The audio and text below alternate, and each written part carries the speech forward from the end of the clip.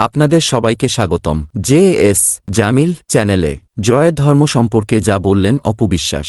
অপু বিশ্বাসের কথায়, আমি জন্মগতভাবে হিন্দু। আমি মারা গেলে আমাকে দাফন নয় দাহ করা হবে। আমার পাসপোর্ট, ব্যাংক অ্যাকাউন্ট সবখানেই আমার ধর্ম হিন্দু উল্লেখ রয়েছে। আমার একটা বাড়ি রয়েছে, একটা গাড়ি রয়েছে, সবগুলোর কাগজেই একই নাম রয়েছে। আমি যখন ভিসা নিতে যাই আমার রিলিজিয়ন জিজ্ঞেস করে, আমি বলি হিন্দু। অপু বিশ্বাস বলেন, আমার সাথে একজন মুসলিমের বিয়ে হয়েছে, তার আচার রীতি আমি মেনে নিয়েছি। সাকিব আমাকে ধর্মের কথা কাউকে না বলতে নিষেধ করেছে। আমি যখন ওই বাসায় ছিলাম তখন আমার রুমের যে ফ্রিজ ছিল সেখানেও গরুর মাংস ঢোকানো নিষেধ ছিল। সাকিব এসব জানত, ওর মা বাবা সবাই জানত। আমি সবসময় পূজা করতাম। তাহলে নিজেকে মুসলিম হিসেবে এর আগে কেন উল্লেখ করেছেন? অপু বিশ্বাস বলেন, সে আমার মতো করেই বড় হচ্ছে। সে তার বাবার সঙ্গে কখনো ঈদ করেনি। ভবিষ্যতের কথা তো বলতে পারব না। অপু বিশ্বাস ইঙ্গিত দিলেন, আব্রাহাম তার ইচ্ছানুযায়ী ধর্ম বেছে নিতে পারবে। বড় হয়ে সেই সিদ্ধান্ত নেবে বাবার ধর্ম অনুসরণ করবে নাকি মায়ের। সে আমার মতো করেই বড় হচ্ছে। সে তার বাবার সঙ্গে কখনো ঈদ করেনি। ভবিষ্যতের কথা তো বলতে পারব না।